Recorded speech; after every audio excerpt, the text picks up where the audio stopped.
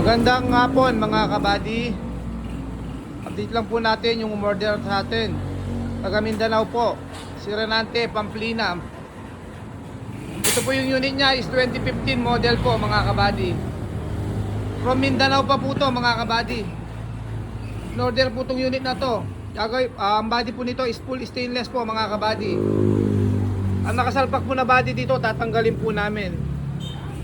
Ayan po yung unit niya. 2015 model po to mga kabady. Ito, pagdating naman po sa mga engine po namin, ito po yung ginagawa namin mga kabady. Yan po.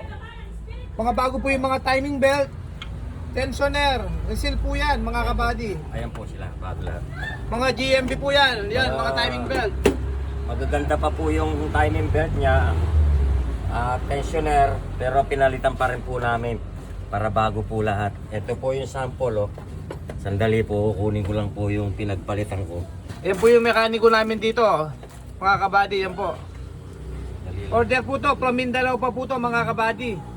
Nag-online lang po sa akin ng deposit to, down payment. And then pagdating naman po sa transmission, bago rin po lahat. Clutch disc, pressure plate, release bearing, clutch fork. Ayan po mga kabady. Ganyan po kami mag-restore dito kay Jun Kembao po mga kabady. Pinapalitan po namin lahat. Sa mga nais magpagawa po, ganyan po yung hanapin natin. Yung pinapalitan po lahat yan, no? Mga timing belt po. Para Ayos po wala na po walang ipapagawa. alog, walang alog, walang tunog. Wala pong alog, oh. Pero pinalitan po namin kasi nga po, para yung makakakuha po nito na customer, hindi po siya mag-aalanganin. Na ang lahat po nung sa una ng makina, kamukha po ng timing belt, dalawang timing belt po yan, pinalitan natin, dalawang tensioner, napalitan po lahat. At the same time, nalinis pa po yung ano niya, yung compartment ng timing belt niya po. Ayan. So, makikita nyo naman po. Ayan mga kabady, narinig niyo po yung sa mekaniko. Ganyan po kami mag-restore dito. Pag nag-order po kayo ng mga unit, papalit nyo na po yung mga timing belt nyo po, mga tensioner po, dapat mga bago, mga clutch disc. Pabago nyo na po lahat para minsanan po yung pagkakagawa. Ayan po yung mga bago namin mga timing belt po. Ayan po, ayan. Maliit, tsaka yung malaki po. Tapos, Kay Renante Pamplina po to, from Mindanao. ayan po yung ano.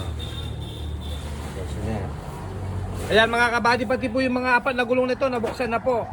Pati po yung sa manubela po nito, tinatanggal po namin mga kabady yan. Ginagawa po yung mga cambio, clutch. Halos fully restoration po kami dito kapag gumawa po kami ng mga under chassis. Sinesend po namin lahat sa mga mayari po.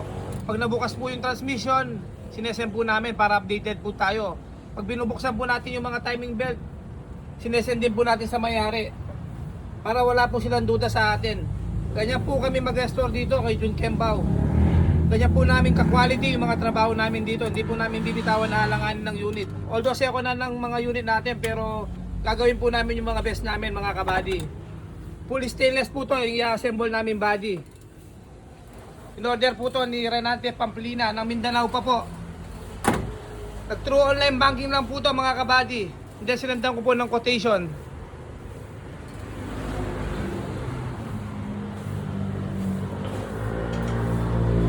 Sa mga nais magpagawa po mga kabady, tawag lang po kayo sa akin. Or direct message na lang po kayo kay Jun Kembao po. Everybody made to order. A good and quality works po mga kabady. Paki-subscribe na rin po sa YouTube po, Jun Kembao po mga kabady. Maraming salamat po. Good afternoon. God bless everyone po.